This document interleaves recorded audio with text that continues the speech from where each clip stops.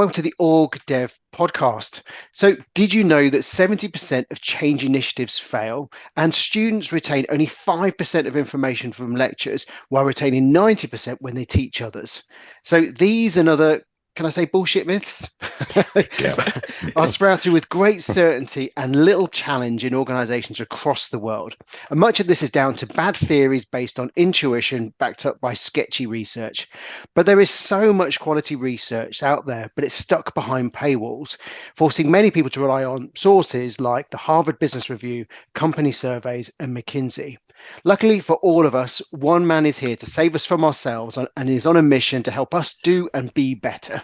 So, David Wilkinson is the editor-in-chief of the Oxford Review. The Oxford Review is dedicated to putting the best possible quality research and insights into our hands, but in an accessible and summarised way. Now, full disclosure for this episode, Danny and I, we are fully signed up members to the Oxford Review, aren't we? And it actually informs our work on a daily and weekly basis, doesn't it? It does, absolutely. So David has incredibly interesting and distinguished career. He's been a lecturer at the University of Oxford for 29 years, lectured at other universities, including Oxford Brookes. He's also been involved in financial services, leadership and management consultancy at Schroders. He's been head of professional development at Cranfield University. And fascinatingly, he started his career as a police officer and actually did 2 years in counter-terrorism in Northern Ireland. But I'm sure that's probably another episode we can invite him back on to talk about as well. Naturally, his experience is underpinned by extensive professional and academic qualifications, and he has a PhD on the primary mechanisms of organizational culturalization. Is that right? Oh, that's cultural learning, isn't it? Culturalization. Yes. Thank you. We're recording this on a Monday morning, so once the caffeine kicks in, I can say that. But cultural learning for those of us who aren't aware of it. And also published the book, The Ambiguity Advantage, which is a fascinating dive into how great leaders can use that. Brilliant. So welcome, David, and thank you so much for joining us. Lovely to have you here. So to kick us off, why don't you just tell us a bit more about the Oxford Review? What's your role as editor-in-chief involve? Let me first explain what the Oxford Review's there for. So I set it up and it was an accident, like all good things. Yeah. I hadn't intended to set this up at all. I was doing something else. I was in the middle of writing a textbook and I took a sabbatical. But as an academic, you also do quite a lot of kind of consultancy work in organisations. I had to contact people and say, look, I'm not working for the next 6 months. I've got to finish this thing. The publishers would beat me over the head. It'd be like years and I hadn't done it. But I also realised that as a kind of consultant, if you're not in people's kind of view in organisations, they've got very short memories and 3 weeks later they go, David who? So and I needed to keep in kind of just present with them. So I just put up a small kind of email list and send out a load of emails, just basically saying, look, I'm away for the next 6 months. I'll be back. I haven't gone.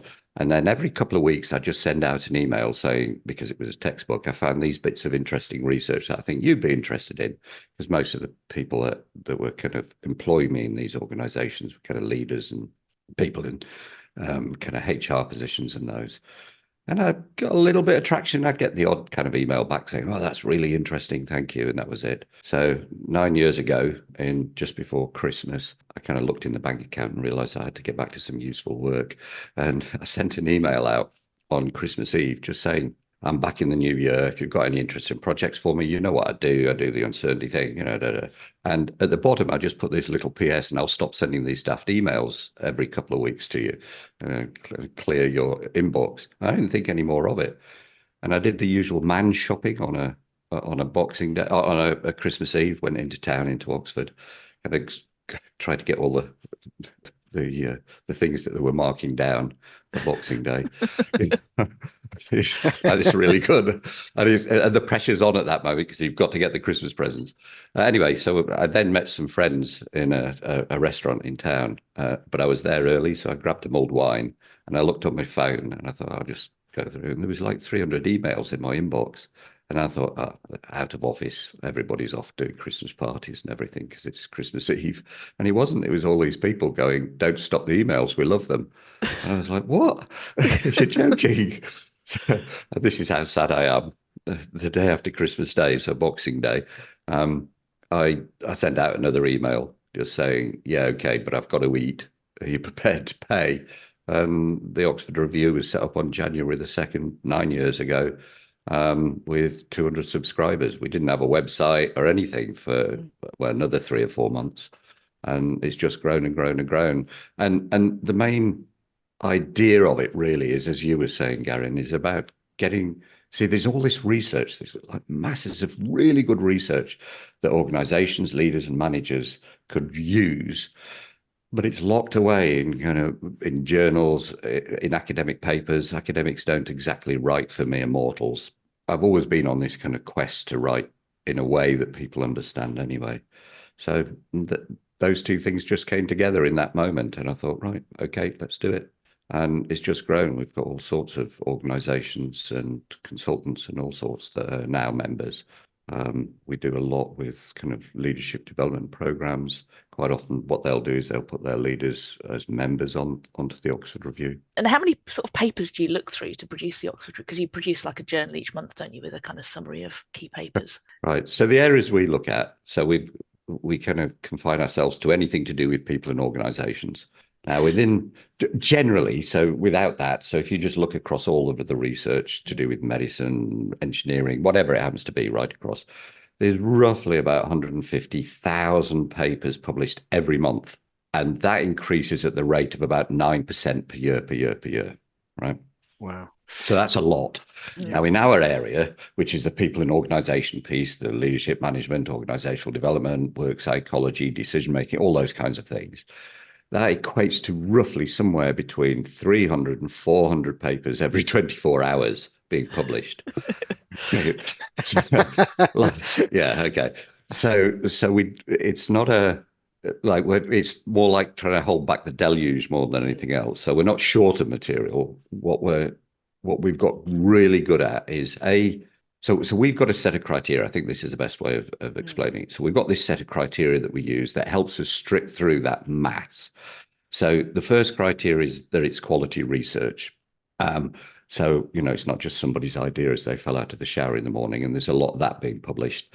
The second big criteria for us that is of interest to our members, and as you know, we keep quite close contact with our members, and they tell us what kinds of projects they're working on, what they're thinking about, what they're doing. So that informs us as to what we're looking for. So we've got this kind of algorithm that goes off looking for certain keywords and things. Are really keen about keeping people up to date with the research, so that they're not going off kind of theories and things that are from 30 years ago. And so the vast majority of research briefings that we send out are based on papers that have only just been published in the last few days and weeks.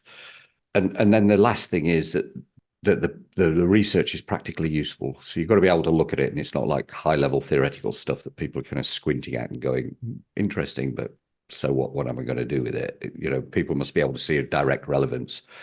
So that helps us narrow it down on a daily basis. Once our algorithm goes through it and we strip through it, I probably look at, 40, 50 papers a day. And out of that, I'll maybe choose 2. And then we'll write those up.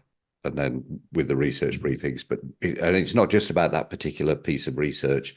As you know, in the research briefing, what we do is we then expand out and say, look, these are the other interesting papers that are around this area as well. So it's a wider piece. I would reckon, so any one research briefing that we write probably looked at 20, 30 studies for that one paper. Can I ask one question for me? So I'm going to put the whole format aside. This is a question I've always wanted to have answered. So, because I see the academic publications that come out, what is the right way to read a paper? So if something comes out, you've got the introduction, you've got the findings, the conclusion. Do you read it in an order, like to sift out what you need to? What's the secret sauce to this? Yeah, so the title usually, not always, usually the title's a good indicator. It'll tell you where it's going. The journal's important because the journal, it'll be I'm just looking at, I've got a paper in front of me actually that's from the Leadership Quarterly. It's pretty obvious what that is. So, if I'm looking for stuff on leadership, I know which journals to go to. And anyway, but the title, then there's the abstract. and that'll give you a quick overview. And usually the bit of the abstract that I'm interested in is the first couple of sentences and the last couple of sentences. So the first couple of sentences add a context. They tell you what this is about. And there will be something in there. There'll be a sentence in the abstract somewhere that'll be saying, this is what the study was focusing on. And then the last couple of sentences, hopefully, will tell you what they found. Hopefully. A lot of researchers don't like to give the punchline away. So then like what a thriller. It is, yeah. So in fact, let me just see what this one's saying here. I just happened, I don't know even why it's popped up during a podcast. It's just kind of come up. So this is about the context deficit. I haven't read this, right? So this is only just popped up. The context deficit in leadership research. So I'm quite interested in this anyway. So there's something about, research leadership. So complementary evidence from narrative literary reviews, meta-analysis. So I'm looking at the quality of the research now. So higher order things are better in terms of generalizability, I suppose. So things like a systematic review, a meta-analysis, and a lit review, they bring the research together. Systematic reviews are much more systematic about it, but I know now that what I'm looking at here is that I'm looking at something like it's a synoptic piece, I suppose, which is handy. And then if I go to the last sentence or so, we'll just go to the last sentence. I don't think we need to go back to school. Improved contextual appreciation can be facilitated by consulting contextual success stories, embracing interdisciplinary. Right, okay. I don't need to go much further. I'm starting to understand what it is they're getting at here. Is they're saying quite a lot of the research seems to be taken out of context, and that they're not putting it back in. What they're trying to do is be too generalizable. I get that, right? Now, from a Oxford Review point of view, I'll have a quick squint through it and see if there's anything that I can pull out that's a practical usefulness to probably leadership developers looking at this. So I then go straight down to the findings and have a look at what was going on with the findings. Yeah, and basically what it's saying, actually, just looking at the findings, actually, this is interesting. What it seems to be saying is a lot of leadership theory and research doesn't mention the context that the organization was in, that the research was done in. So, is the organization successfully? What kind of sector is it in? Is it failing? Is it, all of those things are actually important contextual factors. Now, that's fine. Probably wouldn't make it into an Oxford Review research briefing because it's research side of things, but it's something, one of my students, or I'd put it away aside, and it may crop up in another one. I'd just say, okay, there is a criticism about leadership research. So, sorry, to go back and just answer your question again, title, abstract, first couple of sentences, last couple of sentences, and then I go down to the conclusions and the findings at the bottom.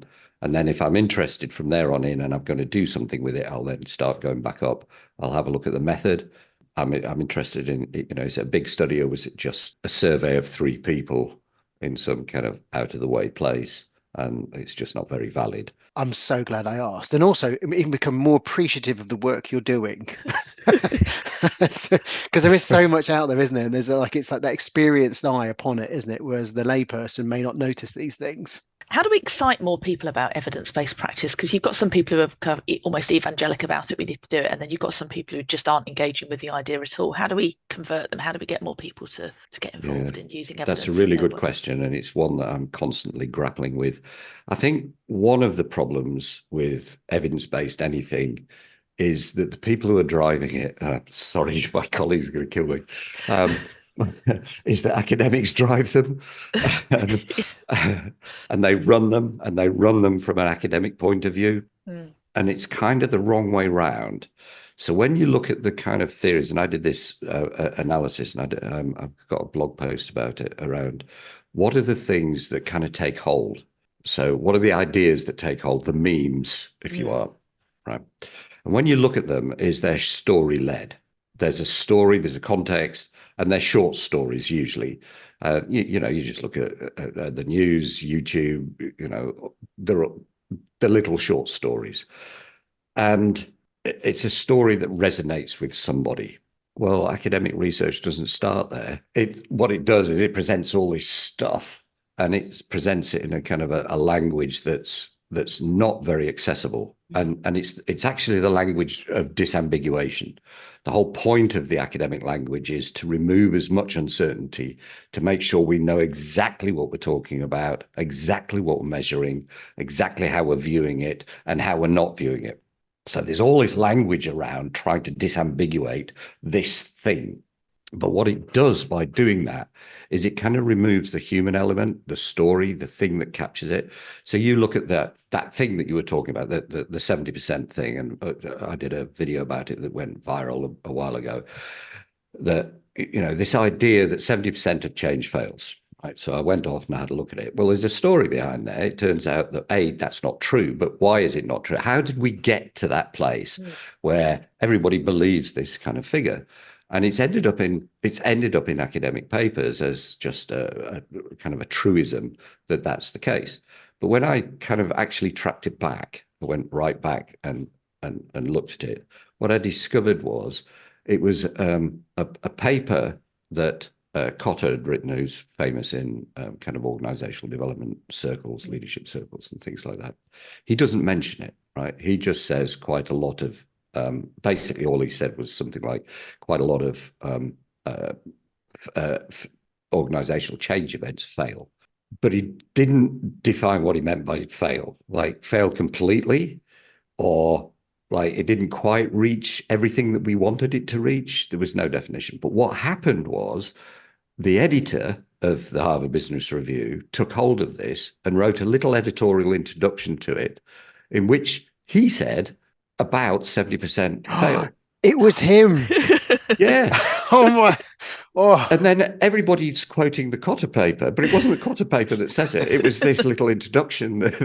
So it was an interpretation by a non-academic. And then it just took off, and there's there's actually 3 or 4 steps in this process. But when you start to then look at how memes spread, they spread from the opposite end. So that thing that I was talking about, generalizability. So what research is trying to do is try to find out some kind of wholesome truths about the world that we can apply in lots of different situations, or that we can say, look, this is true. Use this, it works. And there's a whole load of methods that we do in order to do that. But it's like a pyramid. And so there's all this stuff at the bottom, and then there are layers of stripping away of stuff to get to this little piece of truth. But when you start to have a look at how stories spread and rumors spread and memes spread, it's the other way around. It's like an inverted pyramid. It's all the contextual stuff. It's the story about what happened to one person. Now, from a research point of view, we're not interested in what happened to one person. It doesn't matter because it may be subjective, but it still matters because actually it may be the start of something. You may see it in one person and then you go, oh, hang on a minute. I wonder if other people are experiencing this. And then you start to find quite a lot, and then you find an awful lot. And then, so it can be the start, but it's not the end point of the research.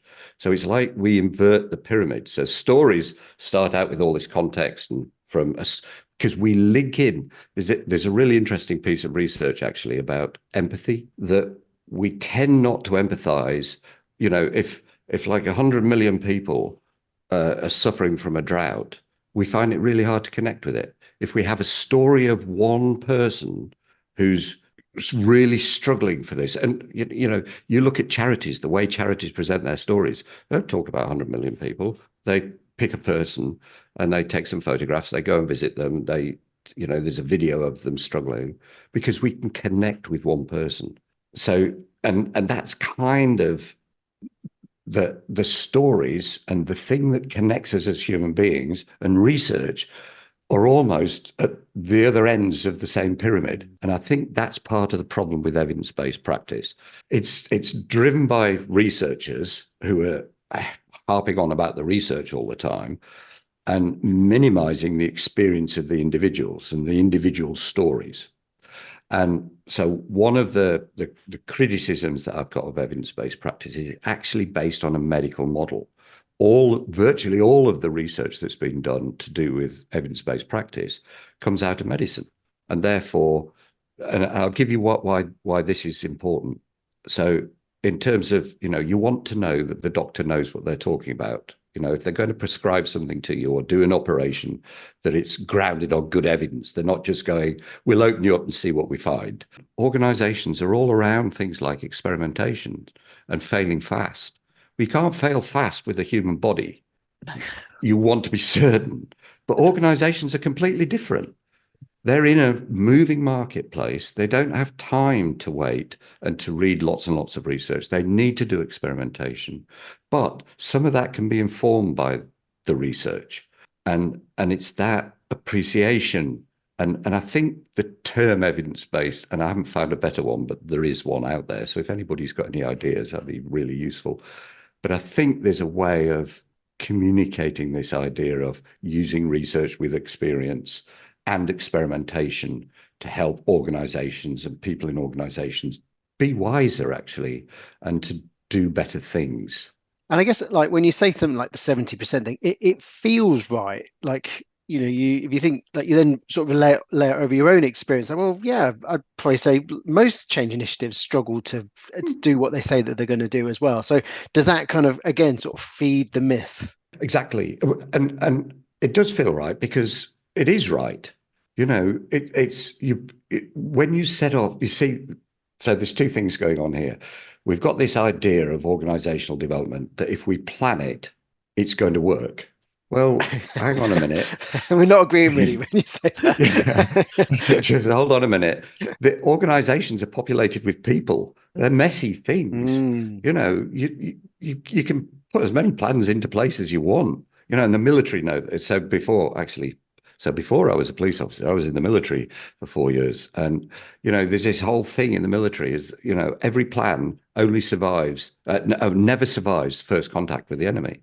And it's the same, we think that, and consultants do this, they're selling something that's a certainty in an uncertain space. You don't know what's going to happen when it makes contact with people. You don't know what's going to happen in the marketplace because the marketplace is constantly shifting. People are constantly shifting. But we have this idea with organizational change that we do this list of things in this order and this will happen in a changing space with people, like human beings. Like, hello.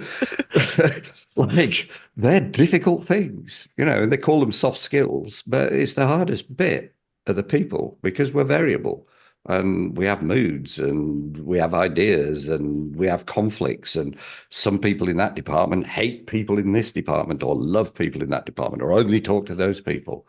This idea of organizational development and change is being in a box and a solution with human beings in a moving environment is just nonsense. But we don't recognize it in the rhetoric. And it's the rhetoric when the rhetoric meets the reality. And it's nonsense anyway to say 70% fail. What does that mean? It's like, it wasn't how we thought it was when we started. Well, yeah. Were they even able to define what the change was that they were trying to make at the beginning? Yeah. And there's this whole thing. So there's a whole thing in the literature called strategic drift, and there's this idea that organizations create their strategy, right? And they create their strategy on the understanding of the world as it is now and their perspective on how it is now. So how I perceive things right here, right now. So we then create a plan for the next 5 years. As we start marching out that plan, the rest of the world firstly hasn't read it and isn't going to comply anyway. It's just going to go, yeah, right. And then all of these other things are happening in the background. We've got technological change. You just look at the march of AI, and generative AI, and society's changing, and the marketplace is changing, and people's needs are shifting constantly. And yet we've created this plan that we think is going to last for 5 years. It's just nuts. And this is where the whole tolerance of uncertainty and ambiguity comes in, my kind of area of research, is that when you start to have a look at organizations, just the very name, an organization is organized. What organizations are doing are trying to create certainty. So they're trying to create certainty inside the organization through a structure. They've got a structure that is fairly solid. You come in the morning, you know what you're going to do. If you're in sales, you're in sales. They're not going to week you out and say, actually, somebody's gone sick in finance. Would you mind coming and doing some spreadsheeting for us? That'd be a disaster. So we've got the structure, we've got the systems, policies, procedures, processes, all of these things that organizations are trying to create some form of stasis, some form of certainty within the organization. Because actually what they're trying to do is have a certainty of output, because the customers want to know what they're going to buy. Makes sense. If you're buying a BMW, you want a certain quality and you want it to last. You don't want it there's the whole thing in the 70s about British Leyland vehicles. If you've got a Friday afternoon vehicle, it'll probably last about 2 weeks. You had no idea what the quality was going to be. So organizations at a kind of meta level are about creating certainty in the organization to have a certainty of output. In products and services, and as much as possible in profit as well. But, and this is the kicker, is they're trying to do it in a changing world and they don't recognize that. And that's the problem. And that's the problem with a lot of theory. That's the problem with a lot of evidence-based practice. And a lot of the way that we work within organizations doesn't recognize that kind of constant shift and change that's going on anyway. And the whole planning thing. Now we're starting to get smarter planning protocols and things like that. So some of the research that I've done, for example, what we've discovered is, so there's this range of people in terms of their tolerance for uncertainty. So people who tend to have high tolerance, they like uncertainty, they like operating in situations of chaos and things like that, which is kind of where I come from with the emergency services, the military. They operate in situations of uncertainty. And then down at the other end, we have quite a lot of people, the majority of the population, who actually don't like uncertainty very much. They like to know what they're doing and they like certainty and they work better like that. And then organizations do this really flip-floppy thing without realizing what they're doing. They have all of these system structures, policies, procedures, processes. They're trying to tie things down and create more certainty. And at the same time, what they're doing is extolling everybody to be more creative and better with change. You go, hang on a minute, you want both? Well, how does that work? We just get a lot of confusion. And so my thesis is that actually organizations need to recognize the people who like certainty, because when you think about it, what their day job is predicated on those people doing their job in the way that the organization wants them to do. That's where the money comes from. And then there is this small group of people who like chaos, who like kind of experimenting and don't like certainty, who are really good with change. And actually, they're the people who spot the change way before anybody else, largely. Now, what organizations are not very good at, and there's a term for this, it's called organizational ambidexterity. It's this idea that organizations need to get good at the day job and do the day job.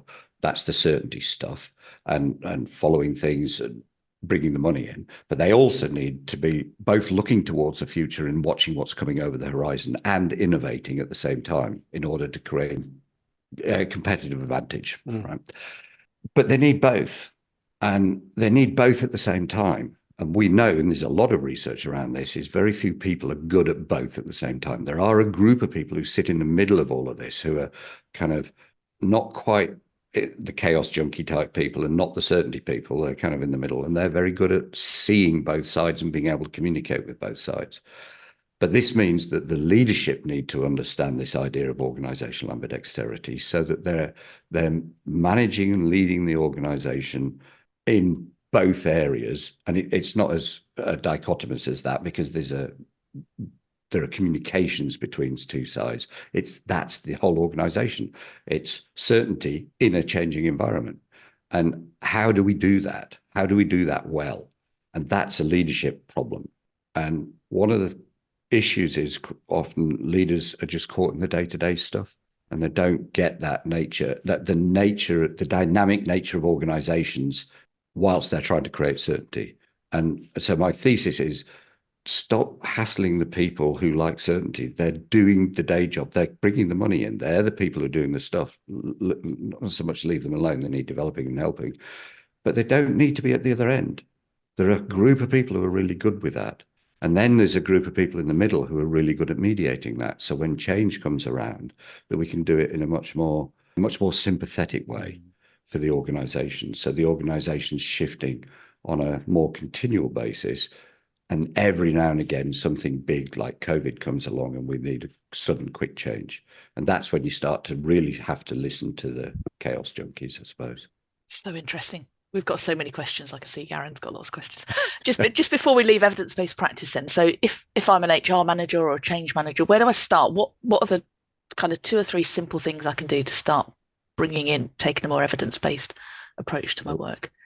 It's connecting with the proper research. That's one part of it. Yep. The other part of it is understanding what's going on. So it's kind of collecting evidence. Because we're only seeing, whatever we do, we're only seeing things from our particular perspective. One of the things that The Big Short shows is that and we know about good entrepreneurs, and the way entrepreneurs actually solve problems is they don't solve problems. I know that sounds a bit weird, right? What they do is they start collecting evidence, and they work from the assumption that they don't know what's going on. And they start asking people, what are you seeing? What are you seeing? What are you seeing? And they're trying to work out what's going on from the assumption that they themselves don't know. And one of the problems is organizations tend to promote the idea of knowing. If I'm a manager or a leader, I should know what's going on.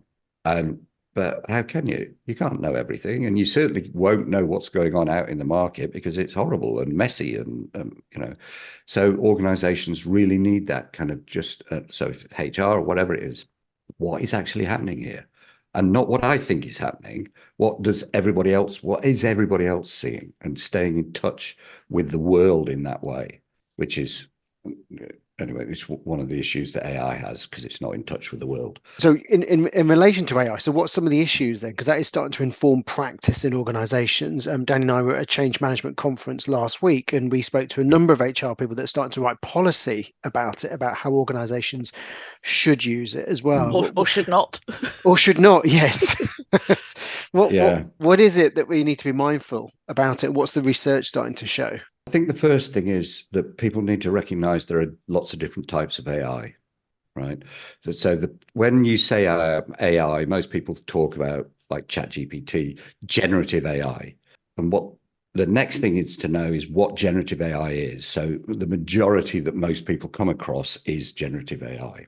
Now, all generative AI is doing is it's a predictive large language model. And unfortunately, we've got this idea of artificial intelligence. And the way that I put it is it's not intelligence, and it's not intelligent. It's a model of intelligence. And that there's a big difference there. It's just one model of intelligence. And it's a pretty limited model of intelligence for a lot of reasons. So the first reason is that we're kind of in touch with the whole world. And we're kind of in touch with the whole world, not just in terms of living and being in the world. We're in touch with the whole world through a whole series of senses and mechanisms. So there's obviously our brain and logic and the way that we think, the way that we perceive things, but there's also our affects, and what that means is our emotions. So the vast majority of our decisions are emotional first. There's a lot of evidence for that. We see them in fMRI scans, things. Our decisions emanate first in the emotional regions of the brain and the body. So, and thinking of the brain just as the brain, i.e. the thing that's in our head, is also a misnomer. We know that it's, that there are neurons in the stomach, in the heart. We are a system, and you can't separate out one from the other. So the affect talks about the emotions, but our emotional responses are based on our values and our beliefs. So when we come into contact with another person, the first thing we're doing, and it's a constant thing that we're doing, is we're evaluating things. It's a constant process. And we're evaluating through all of our experiences, all of our values, all of our beliefs, everything that we know about the world. And we're doing it in comparison. So this whole uncertainty thing, when we come into a situation that we're not, we've never come across, and we're a bit uncertain about what's going on, what we start to do is we start to search our memory banks for the nearest comparator. And then what we do is we draw comparisons. And we work out how scary this is first. And then there's a whole series of other evaluations. It's like cascade that's going on. Now, all of that, when you think about all of your senses and your values, your beliefs, and everything else that you're interpreting the world through, as well as being informed, listening to other people, being informed by society, and you just look at the way that other people influence us, it's massive. Even down to little silly little things like going on to Amazon, for example, and saying, am I going to buy this? And it's only got 4 2-star reviews. We are really, really socially cued in. We are social animals. We learn socially. It's what we call social mediation of learning. That we everything that we do is interpreted in a social way and not just an individual way. AI, not even connected to the world. Maybe connected to the internet, but that's not the world. And there's no values, there's no beliefs, there's no emotions. So actually what we've got is this model of intelligence that hasn't got all of the faculties that we've got and isn't connected to this vast social network that stretches across, and this is one of the reasons why we write research brief, why we put down on paper research papers, because it's part of the society of researchers so that we can see what other people are thinking and criticize it or agree with it, whatever it happens to be. So that's the first thing, is really understanding what we've got here. What is this artificial? What is it given us? So the next thing is that it is generative. What it's doing is it's a probabilistic thing of what word is likely to follow this last word. That's all it's doing. And it's good at it. It's really clever, but it fools us. So we ask it a question and it gives us an answer. And there was a study published just 4 weeks ago now. And what they did was they looked at the rhetoric of ChatGPT and how it's using its language. And they analyzed it. And what they found was when you start to have a look at all of the research on manipulation and persuasion, it's that language. And it kind of breaks down into, I don't want to get too technical, but it breaks down into kind of 3 kind of sectors. That goes right back to Aristotle, actually. This idea of logos, logic, pathos, and ethos.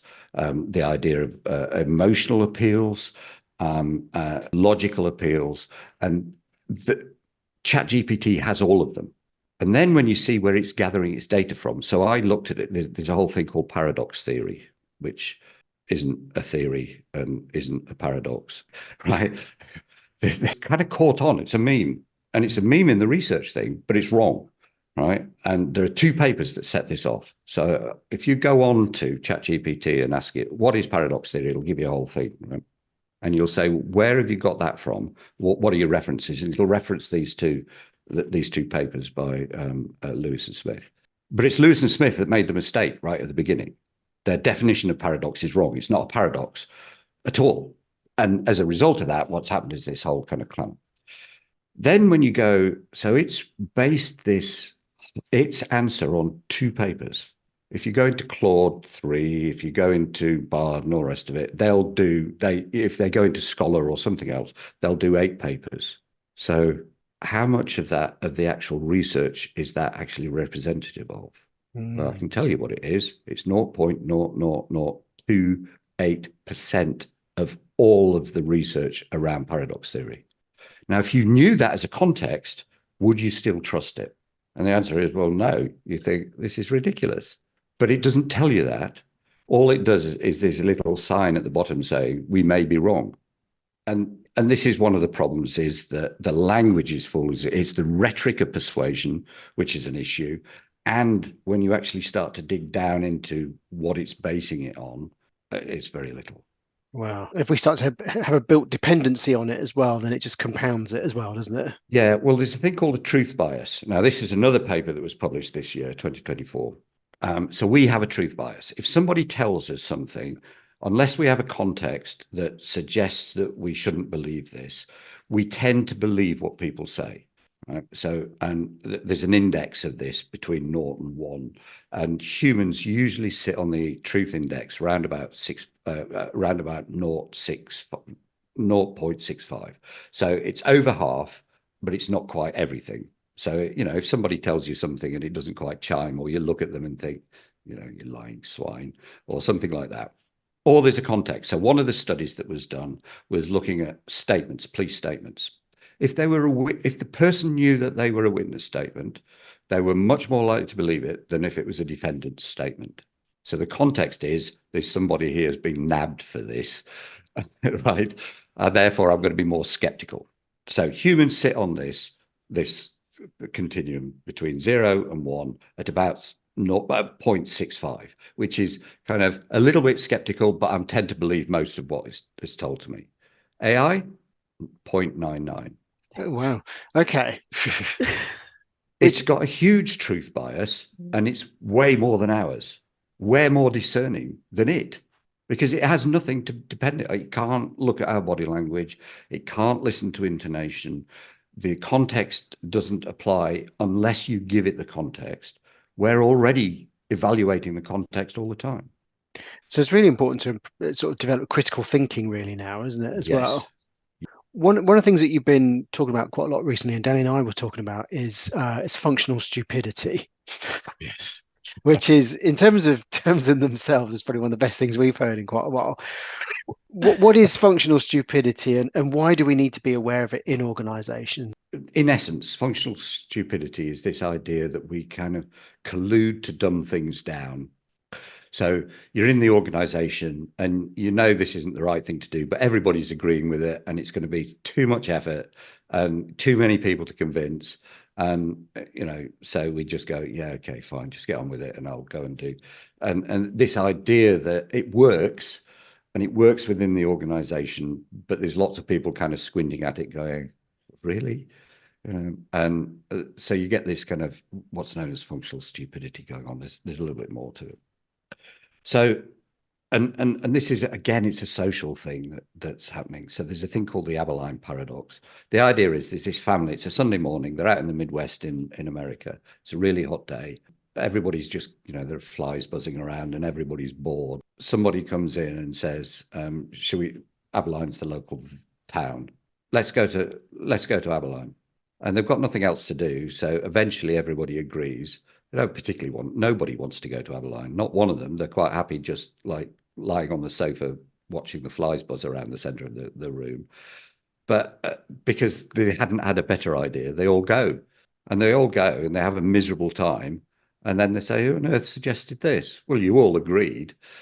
And it's what's become known as the Abilene paradox. And it's the similar kind of thing. It's this kind of idea of functional stupidity in organizations where we end up agreeing to things that we think this is naff, or I don't like this, or the system itself, the culture itself, drags us down into a kind of a dumbed down version of something, and that we either, and everybody's looking at it thinking this is nuts, but we all end up agreeing to it. So, and it's the same kind of process. And these are often sort of highly intelligent adults engaging this that should know better. So what checks and balances can we put into organizations to sort of address this? Because, like I said, it's a systemic thing, isn't it? Yeah, it is, and it's a social thing. And I think that it's important. So there's this whole idea of voice in organizations, that people can kind of speak up, and that you want to promote that. And it's getting to a place where people can like put their hand up and say, hang on a minute, I've got a problem, and that they're treated equitably for doing that. Because quite often, and I've seen this in organizations where, once the mass get going, it's kind of hard to put them down, because everybody kind of falls into line, and you're seen as the troublemaker, and we don't want to be seen as the troublemaker, so nobody wants to be seen as the troublemaker, so everybody agrees. And it's like, we need a role within the organization that I suppose shows a mirror to the organization.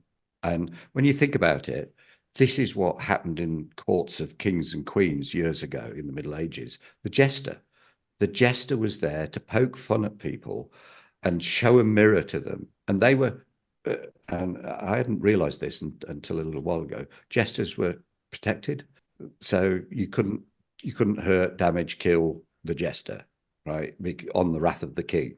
And the jester was there basically to show the absurdities of the court, right? So they could laugh at themselves, but there was a real message in there. of like, this is ridiculous, or you're ridiculous, or what you've just done is ridiculous. This is the counter side to it. And there was a group that I was involved in years ago, and that they had this system with a wildcard system, and that they were making decisions, and there were really high stakes decisions this board were making. But any one person had every 24 hours they had everybody, and it was reset every 24 hours. They had a wild card, which means that they could block anything. No questions, no nothing. If they thought that it was wrong, they could block it for 24 hours, and they could just lay it down, and there were no questions asked. Everybody would just walk away at that point and then start to think about it. And actually, when you think about it, at first when I saw it, I thought it was a bit naff. But then when I started to think about it, I thought, actually, this is really clever, because there's no comeback, there's no argument, there's nothing. Once it's laid, that's it. There is nothing else. And you've got to wait for 24 hours before you can come back. And it enables people to kind of start thinking again and slow down again. And I think in organizations, we need more of that kind of the ability of anybody. And it doesn't matter who it is, or whether it's the cleaner, who come in and go, hang on a minute, this is ridiculous here. Stop. Just stop for 24 hours and think. And no comeback really makes a difference. And and I think personally, all organisations should have an organisational jester. I'm not quite sure how long they'd last these days. Well, we've got chief happiness officers, so like slightly different. This is kind of a chief misery officer, because you're going to get the Michael taken out of you for making ridiculous decisions. Okay, so just to switch gears slightly, so there's a lot of talk about the importance of diversity in our organisations and in leadership teams. What are organisations getting wrong about diversity from the kind of research? I think one of the issues is that the term diversity isn't defined. It's just this amorphous thing, diversity. And usually when people think about it, they think about something like colour of skin or something like that. But there are lots and lots of different types of diversity within organisations. There's obviously there's cultural diversity, there's ethnic diversity, but there's things, particularly, at the moment, I'm interested in age diversity. There's all sorts of different types of diversity. Now, when you start to have a look at the research, a lot of the rhetoric around why diversity is good for organizations is that it promotes and breeds innovation and creativity and different perspectives on things. Well, it does, but certain types of diversity are better at creating innovation than other types of diversity, and certain types of diversity can actually go too far and create problems. So what the research is showing, that things like age diversity, for example, tends to create greater innovation and creativity within organizations. When we kind of get to ethnic diversity or cultural diversity, firstly, that's less clear. There are studies that are showing that, but there are also studies showing that it's not as significant as we think, and that you can have too great a diversity. Particularly, so if you can imagine that you bring, I don't know, you bring a team together from 10 different countries, and this is an extreme example, and I'm just using it as an example, and their English isn't that great, or that they're all just speaking their own language. You've got diversity, but nobody can communicate, or their expectations of the communication are different, or it's very hard for them to kind of come together. So you've got, in that kind of circumstance, and I know it's an extreme example, you've got too much diversity because people just can't communicate and they're not taking the time to communicate. So there's this kind of sweet spot in diversity. So it's not just more is better. And it's the same with lots of things. There's a thing going off at the moment that I'm involved in around psychological safety, right? There's this kind of narrative that psychological safety is good. Really? Always?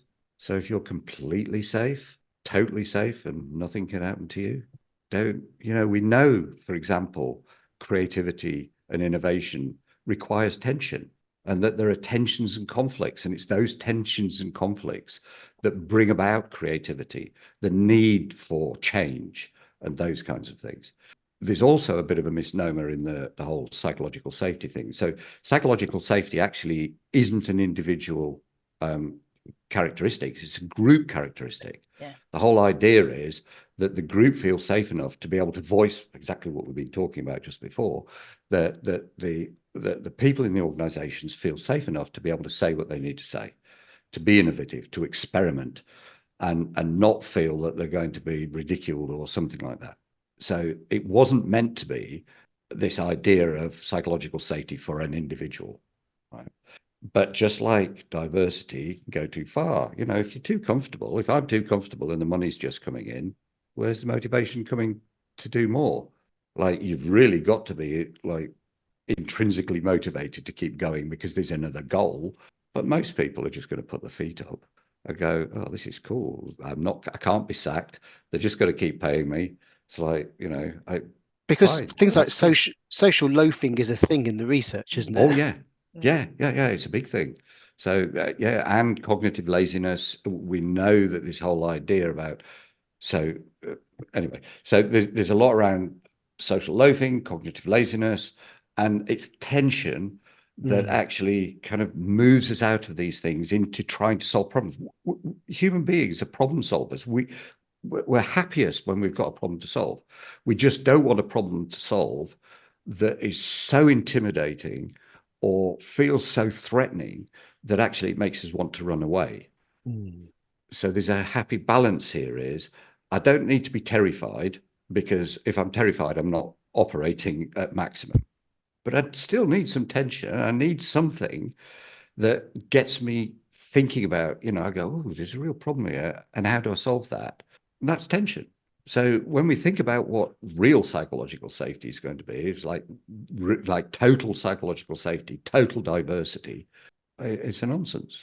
From your career so far, and it's been a very extensive career, and you talked about the time in the military and the police and academia and as working as a consultant.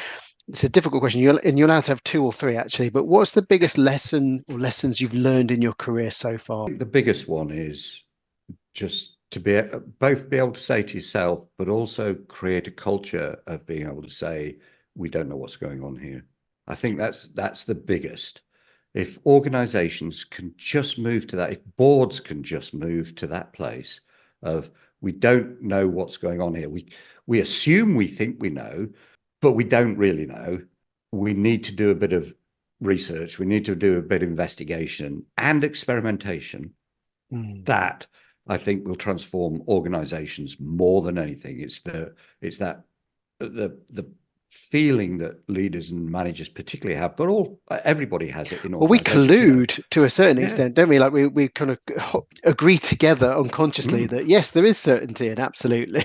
Exactly. This is the functional stupidity thing. It's like, they're the boss, they must know, so we're going to ask them and they'll tell us what to do. Well, they're probably as clueless in this situation as they're just not going to admit to it, and they've got better over the years at being certain or pretending to be certain or whatever it happens to be. So I think that's I think that's the biggest thing, is just saying, actually, I think I know what's going on, but I probably don't. So I need to go out there. And then I think the second thing is this experimentation, running little experiments, trying new things.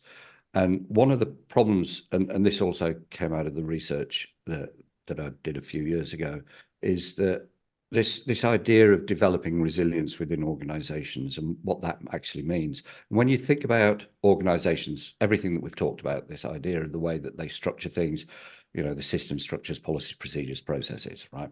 Is that when you think about what that's actually doing, is they're heuristics for decision making. What they're doing, each of those things are making a decision for you, so you don't have to make them, so that you come in and you know what you're doing. You're in sales today. You know, if you're in a one-person startup, you've got to do everything. But in an organization, every single one of these, every time there's a new policy out, what it's doing is, this is how to think. It's stripping away a decision-making process, and it's doing it for every type of decision. Now, when we start to think about the kinds of decisions that actually need to be made in organizations, and this is why we get this problem in organizations of people not wanting to make a decision and bouncing it upwards, is that they won't take responsibility, is they're not used to running, they're not used to running little experiments, and they're not used to failing, because failure is punished in organizations. So we get this kind of blame culture and all the rest of it. If we then start to think about decisions in organizations and start to think about the cost of those decisions, we can do something a bit cleverer than this. So I've kind of separated them out. There are what we call critical decisions. So a critical decision is if you get this decision wrong, you're betting the house here, you could lose the whole business. And the thing is there that no one person should ever make a critical decision in an organization. So you just look at the collapse of Lehman Brothers. They put that decision, the amount of money that was being bet there, they put that decision in the hands of one person. Big mistake, because as we know, one person making decision, right?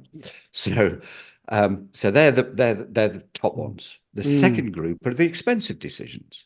So that if you get them wrong, they're not going to bring the building down, they're not going to end the business, but they're going to cost a lot. And the same rule applies. No one person should have the responsibility for that decision. There should be more people involved. We should be asking people, working out what's going on, because a couple of those could bring the house down. And then under that, we have all these other decisions, the day-to-day decisions that are neither expensive nor critical. And we keep applying policies and procedures to those like we have the others. Like, what? And the trouble is that what it's doing is it's removing decision making from people, and they get used to not making decisions or not wanting to make a decision in case they get it wrong. And if they get it wrong and it's a failure, then what? Yeah. It's like a learned helplessness, isn't it? Yeah. Well, that's how learned helplessness starts. Yeah. And so really identifying all these cheap decisions, like, let them fail, because they're going to learn. How do we learn without failure? Oh, the anxiety. I can feel it in the managers already. But I like exactly. So, and it's this process about like not castigating people for trying things out. That's where innovation comes from. It's where the first step of something, and we go, ooh, okay. It's creating a kind of a culture where those, they don't matter. What's the problem? Why put a policy in place if it's a failure? We just learn from it. Let's move on. Brilliant. Well, David, I just want to say a huge thank you. I think some of the things I've really enjoyed in the conversation is the fact that, there is this incredible academic research out there, but you've been able to sort of translate it and make it hugely practical. And it's also been really nice as well. We've sort of delved into different areas and all of a sudden you've kind of brought it to life as well. So some of the things I'm sort of taking away are things like, well, I can now learn how to read a journal in less than an hour.